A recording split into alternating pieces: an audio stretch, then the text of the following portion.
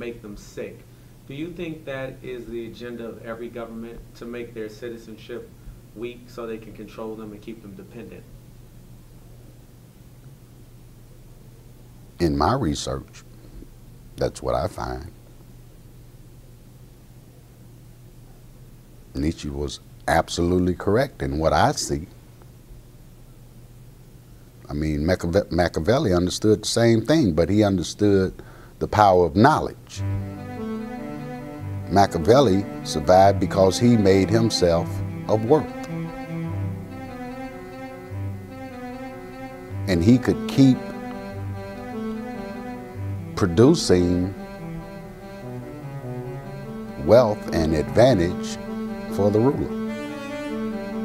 But he understood the same things. I mean, this didn't just start in America. This is, you know, man, we're talking about people that was way back. So this is nothing new. It's just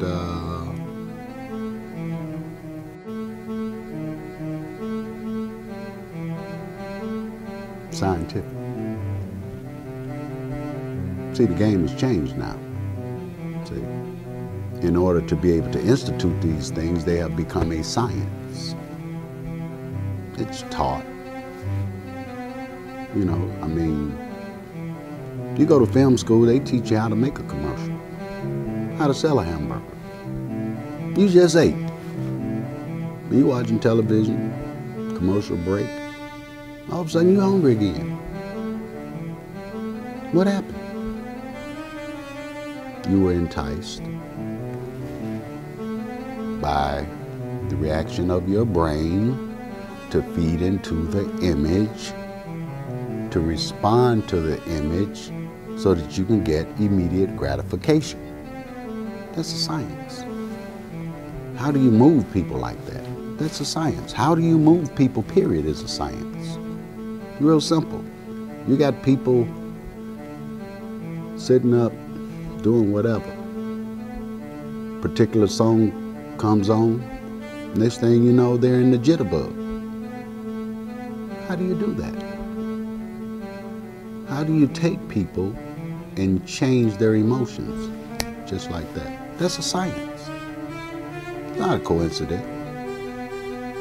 You know, you're kept, in the music industry, you're kept inside of a box. What does that mean? We don't want, or they would say in the industry, they don't want the people in control anything outside of this box. Because we need a particular beat, we need a particular lyric in order to be successful. Well, you'll get $2, $3, but they'll be successful at controlling the people. They're denigrating people. Look at our people.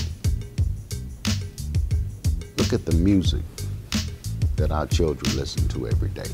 I'm not against music, I'm not against rap, I'm not against any of that, but what I am saying is that I'm not in agreement with you taking a beat that can change the heart rate of a human being, put a lyric with it that's derogatory, feed it to a child, and then have them acting other than themselves. That's what is happening to us.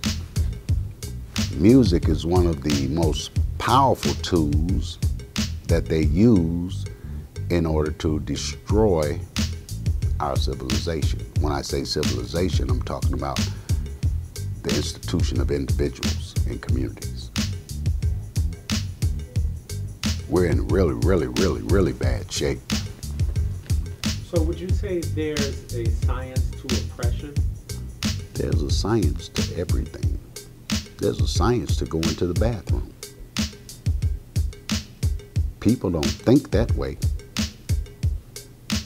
See, if you go to the bathroom, and pardon me, audience, but if you go to the bathroom and you use the bathroom, see, there's a science there.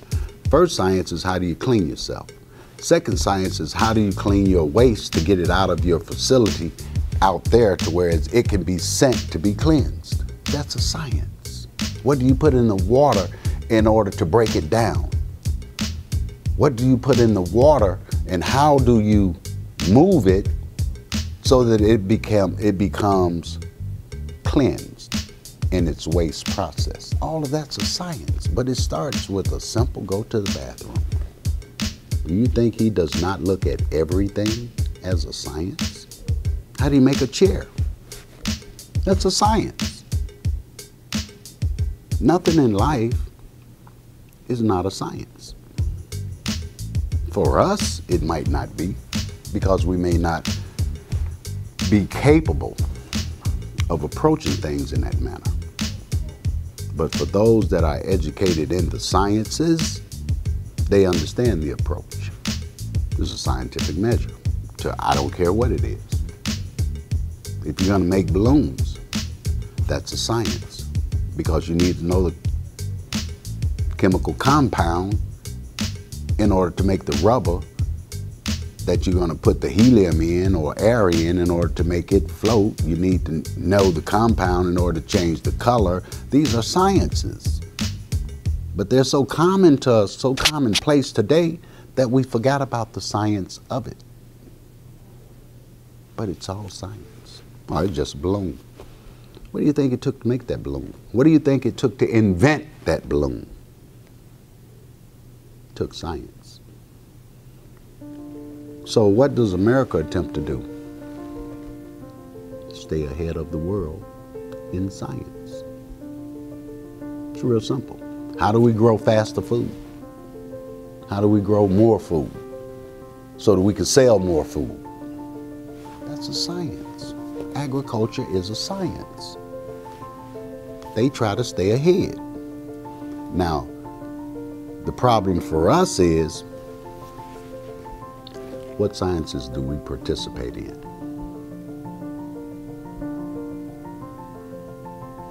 Think about what we go to school to do. On a majority, I'm not saying all of us, there's no absolute. Psychologists,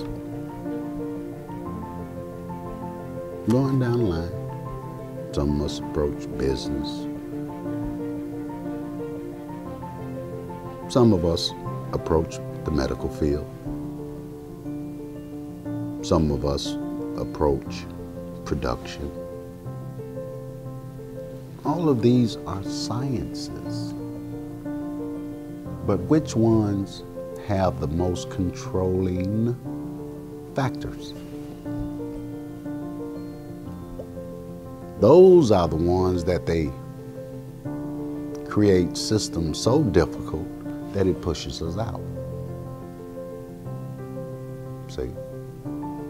Let's say you were going to be a chemical scientist. How many of us are going to achieve that? I didn't say we couldn't. How many of us are motivated from a child to be able to achieve that? Then you can see where you're getting left behind. You can see why we have to take control of our own destiny in order to be able to produce children at the age of 5, 6, 7 years old that have already been bitten by the bug of scientific measure. One of the teachings of the Honorable Elijah Muhammad that His Majesty gave us in the person of Master Farad Muhammad was on the theory of Yaqub.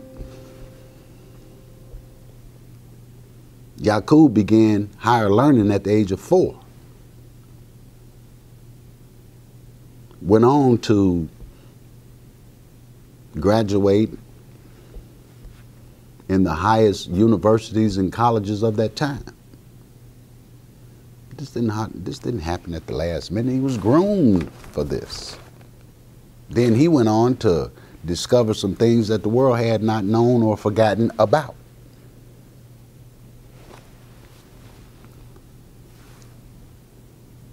The reason we were given these types of lessons are twofold. They serve an awareness of history, but it also gives us a formation of how to create a society. I can remember one time I was on the L, this was many, many years ago. And I was down, we stopped, it was at the Kennedy building. A couple of young white kids got on, young white men.